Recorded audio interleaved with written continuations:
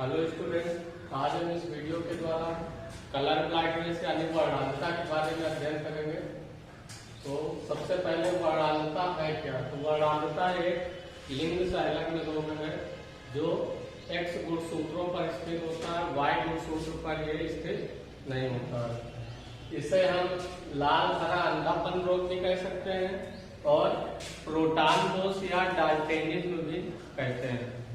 इस रोग में क्या होता है कि जो व्यक्ति होता है इस रोग से ग्रसित व्यक्ति वो लाल और हरे रंग में स्पष्ट भेद नहीं कर पाता कि ये लाल है कि हरा है। वर्णांधता का मतलब क्या हुआ, यानी कलर में वो डिसाइड न कर पाए कौन से कलर, लाल और हरे। तो लाल हरा जो अंधापन रोग है इसका वर्णन सबसे पहले किसने किया था? होर्नर नामक वैज्ञानिक ने किया था। और कब किया था? सन 1876 में किया। इसके बाद वर्णांधता है क्या? एक लिंग संलग्न रोग है और यह केवल X गुणसूत्रों पर ही स्थित होता है। इसका जो रोग कारक जीन होता है वो कैसा होता है? अप्रभावी होता है। इसका रोग कारक जीन अप्रभावी होता है और स्थित कहाँ होता है? केवल X गुणसूत्रों का। और कौन से? जो लिंग, जो दो तरह के गुणसूत्र होते हैं, कायिक या दैहिक गुणसूत्र और दूसरे होते हैं लिंग गुणसूत्र। तो ये केवल लिंग गुणसूत्रों पर ही स्थित होते हैं। और कौन से लिंग गुणसूत्र? दो ही तरह के होते हैं, X और Y। स्त्रियों में XX और पुरुषों में XY होता है। तो ये Y गुणसूत्र पर स्थित नहीं होता। कहाँ स्थित होता है? केवल X गुणसूत्र पर स्थित होता है। और जो ये वर्णांधता का रोग है ये माता से उसकी नर संतान यानी पुत्र में वंशागत होता है। माता से किसमें जाता है? नर संतान यानी पुत्र में वंशागत होता है। और फिर पुत्र की, जैसे तथा लिखा है ना, जो संतान से उसकी पुत्रियों में वंशागत होता है। तो इसका मतलब क्या है? माता से पुत्र में जाएगा और फिर पुत्र की जो पुत्रियां होंगी उसमें ये फिर से वंशागत होगा। इसका मतलब क्या हुआ कि माता से उसकी जो नर संतान यानी जो पुत्र होंगे उनमें जाएगा और फिर उस पुत्र की जो अगली पीढ़ी होंगी यानी पुत्र की जो पुत्रियां होंगी उनमें ये फिर से वंशागत होता है। इसलिए इसे हम क्या कहते हैं? क्रिस क्रॉस वंशागत कहते हैं। और इस रोग से ग्रसित व्यक्ति में प्रभाव क्या होता है कि वो लाल और हरे रंग में स्पष्ट भेद या स्पष्ट अंतर नहीं कर पाता है। इसी कारण से अक्सर ये क्वेश्चन पूछा जाता है कि रेलवे में वर्णांधता के रोगी या वर्णांधता से ग्रसित व्यक्ति को रेलवे में नौकरी नहीं दी जाती है। तो क्यों नहीं दी जाती है? क्योंकि रेलवे में क्या है, सिग्नल का काम है, तो वहाँ लाल और हरा ही काम है। और जब वर्णांधता से ग्रसित व्यक्ति लाल और हरे रंग में अंतर ही नहीं जान पा रहा है तो ग्रीन सिग्नल है तो भी वो रेड समझ के कब रुक जाए, और रेड है तो कब ग्रीन लिए चला जाए। उसको लगे ग्रीन है वो चला जा रहा है। तो इससे क्या होती है? दुर्घटना होने की संभावनाएं होती है। इस कारण से इन्हें जो वर्णांधता से ग्रसित व्यक्ति है उसे रेलवे में नौकरी नहीं दी जाती है। अब जैसे सामान्य गुणसूत्र क्या होते हैं? स्त्रियों में XX होते हैं, ठीक है, और पुरुषों में क्या होते हैं? XY, यानी ये सामान्य है, यानी सभी में। और फिर मान लीजिए कि कोई स्त्री जो इस रोग से ग्रसित है यानी वर्णांधता से ग्रसित है उसे हम क्या कहेंगे? वर्णांध स्त्री कहेंगे। और उसमें क्या होगा कि जो दो X गुणसूत्र होते हैं स्त्रियों में, अगर दोनों में वर्णांधता का जीन उपस्थित है तो हम उसे वर्णांध कहेंगे, ठीक है। वर्णांध को हम क्या स्मॉल c से प्रदर्शित करते हैं। और जब ये गुणसूत्रों पे स्मॉल c प्रदर्शित हो रहा हो तो इसका मतलब है कि उस गुणसूत्र पर इसका रोग कारक जीन उपस्थित है।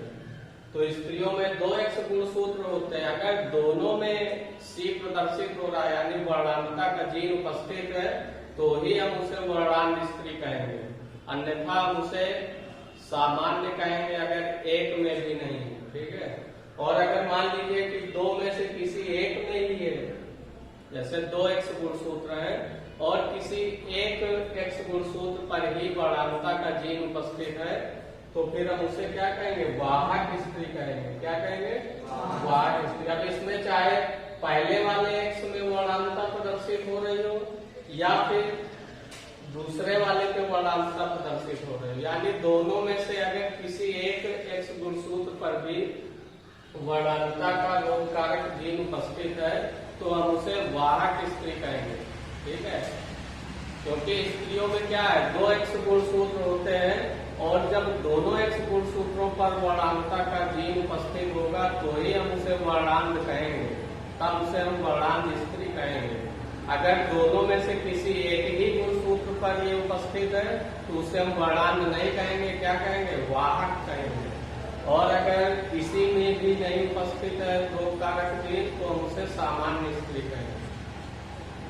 वाहक को भी हम एक प्रकार से सामान्य ही समझे। ठीक है, इसका मतलब क्या हुआ कि जो इसके रोग कारक जीन है वाहक स्त्री में, वो उस स्त्री में कोई रोग नहीं है। ठीक है, लेकिन वो क्या होगा, जो उसकी संतानें होंगी उनमें वो वंशागत हो जाएगा। वाहक की एक प्रकार से क्या है, सामान्य ही है। तो इसका जो रोग कारक जीन है वो केवल एक ही गुणसूत्र पर उपस्थित है, इसलिए इसमें वर्णांतता के कोई लक्षण नहीं होंगे वाहक में, लेकिन जो उनकी संतानें होंगी उसमें यह रोग वंशागत हो जाएगा, यानी एक पीढ़ी से अगली पीढ़ी में चला जाएगा। अब अगर पुरुषों की बात की जाए तो पुरुषों में सामान्यतः गुणसूत्र क्या होते हैं, एक्स वाई होते हैं, और पुरुष में क्या है, केवल एक ही एक्स गुणसूत्र होता है। कितने होते हैं, केवल एक, क्योंकि एक्स वाई में एक एक्स होता है, दूसरा वाई होता है। और पहले ही बताया गया कि यह केवल एक्स गुणसूत्र पर ही रोग कारक जीन उपस्थित होता है, वाई पर नहीं होता है। तो अगर पुरुषों में एक ही एक्स गुणसूत्र है और उसमें अगर रोग कारक जीन वर्णांतता का उपस्थित है तो उसे हम क्या कहेंगे, वर्णांत पुरुष कहेंगे, एक्स सी वाई। और अगर नहीं उपस्थित है तो फिर उसे हम सामान्य पुरुष कहेंगे, केवल एक्स वाई गुणसूत्र होंगे। तो इस प्रकार से अब अगर इनकी वंशागत देखी जाए कि माता में ये गुणसूत्र और पिता में ये, तो उनकी संतानों में वर्णांतता के क्या लक्षण स्पष्ट होंगे। तो इसके लिए हम क्रॉस कराएंगे इनसे, तो देखते हैं। फिर जैसे मान लिया गया कि स्त्री सामान्य कह लीजिए या फिर वाहक कह लीजिए या वर्णांत कह लीजिए, कोई भी ले सकते हैं इसमें। और पुरुष में अगर सामान्य है तो फिर एक्स वाई लेंगे और वर्णांत है तो एक्स सी वाई लेंगे। इसके लिए हमें क्या होना चाहिए, ये पता होना चाहिए कि अगर सामान्य है तो कौन से गुणसूत्र है, वाहक है तो कौन से, वर्णांत है तो कौन से। अगर ये हमें पता है तो फिर हम निकाल सकते हैं कि उनकी संतानों में क्या क्या लक्षण स्पष्ट है। तो अगर एग्जाम्पल के तौर पर लिया जाए, मान लिया कि स्त्री वाहक है, यानी वाहक स्त्री, और वर्णांत पुरुष पहले या सामान्य पुरुष, पहले एक बार सामान्य पुरुष। स्त्री कैसी है, वाहक है, और पुरुष कैसा है, सामान्य है। इसके लिए क्या है, वाहक स्त्री में कौन से गुणसूत्र होते हैं, एक्स सी एक्स हमने नोट कर लिया, ठीक है। और सामान्य पुरुष में एक्स वाई। तो अब एक तरफ हम यहाँ पे नोट कर लेते हैं वाहक स्त्री, इसमें कौन सा गुणसूत्र है, एक्स सी एक्स। तो हमने एक्स सी को अलग लिख दिया और एक्स को अलग लिख दिया। सामान्य पुरुष का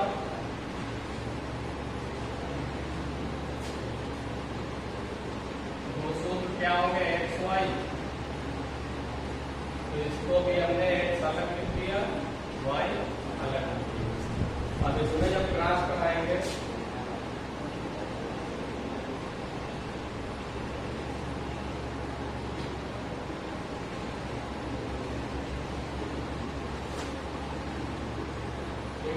क्या है, फीमेल है और ये क्या है, मेल। तो अब इसमें क्रॉस कराएंगे तो एक्स सी से एक्स में कराएंगे तो क्या होगा, एक्स सी एक्स। एक्स सी से वाई में कराएंगे तो क्या होगा, एक्स सी वाई। एक्स से एक्स में कराएंगे तो एक्स एक्स, एक्स से वाई में कराएंगे तो एक्स वाई। अब यहाँ पर देखिए एक्स सी एक्स का मतलब क्या हुआ, यानी एक्स एक्स गुण सूत्र है, इसका मतलब क्या हुआ कि संतान क्या है, पुत्री है। और कैसी होगी, वाहक, क्योंकि दो में से केवल एक ही एक्स गुण सूत्र पर वर्णांकता कभी उपस्थित है, इसलिए हम क्या लिखेंगे, वाहक पुत्री। यहाँ पर x और y गुण सूत्र है, इसका मतलब क्या है, नर संतान है, नर संतान मतलब पुत्र है, और उसमें एक ही x गुण सूत्र है और उसमें भी वर्णांकता प्रदर्शित हो रहे हैं, जिसका मतलब क्या है, वर्णांक पुत्र। ये कैसा पुत्र है, वर्णांक। फिर x x यानी पुत्री है और इसमें कोई भी रोग कारक भी उपस्थित नहीं, तो कैसा है, सामान्य, जिसे कहेंगे सामान्य। यहाँ पर एक्स वाई है, एक्स वाई मतलब पुत्र है और कोई भी रोग कारक भी है, गुण सूत्र पर उपस्थित नहीं, इसका मतलब क्या है, सामान्य पुत्र। इस प्रकार से अगर हम वाहक स्त्री और सामान्य पुरुष के बीच में क्रॉस कराते हैं तो जो उनकी संतानें होंगी उसमें 25% संतानें वाहक पुत्री होंगी, 25% वर्णांकुर होंगे, 25% सामान्य पुत्री होंगी और 25% सामान्य पुत्र होंगे। या इस प्रकार से कह दिया जाए कि 50% पुत्रियां वाहक तथा 50% सामान्य होंगे। अगर पुत्रियों को अलग कर दिया जाए और पुत्र को अलग कर दिया जाए तो पुत्रियों की केवल बात की जाए तो दो पुत्रियां उसमें से वाहक है और एक सामान्य, यानी 50-50, 50% पुत्रियां वाहक, 50% पुत्रियां सामान्य। अब पुत्र की बात की जाए तो इसमें भी 50% पुत्र वर्णांक और 50% पुत्र सामान्य। अब अगर मान लीजिए कि इसमें हम थोड़ा सा चेंज करते हैं, ठीक है, जैसे वाहक स्त्री का यहाँ पर हम क्या ले लें, वर्णांक पुरुष ले लें। वाहक स्त्री और वर्णांक पुरुष में क्रॉस कराएंगे तो क्या होगा, तो वर्णांक पुरुष में क्या गुण सूत्र होते हैं, एक्स सी वाई, तो यहाँ भी हम लिखेंगे एक्स सी वाई, यहाँ पर भी एक्स सी। अब क्रॉस कराएंगे तो यहाँ पर भी एक्स सी, यहाँ पर भी एक्स सी, तो क्या हो जाएगा, एक्स सी, और एक्स सी का मतलब क्या है, दोनों एक्स गुण सूत्रों पर वर्णांकता का चिन्ह उपस्थित है, इसका मतलब कि कैसी पुत्री होगी, वर्णांक पुत्री। फिर एक्स सी से वाई में कराएंगे तो एक्स सी वाई होगा, यानी पुत्र कैसा होगा, वर्णांक होगा। फिर यहाँ पर एक्स है, यहाँ पर एक्स सी है, तो ये क्या हो जाएगा, एक्स एक्स सी, और फिर ये पुत्री कैसी होगी, वाहक होगी।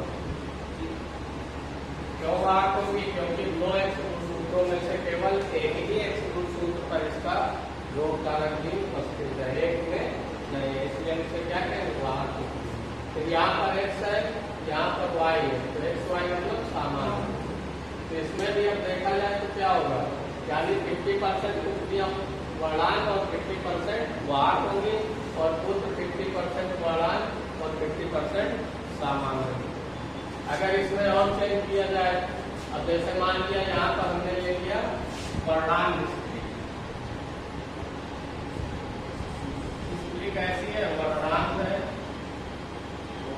तो इसमें क्या सूत्र होंगे, एक्स सी एक्स सी,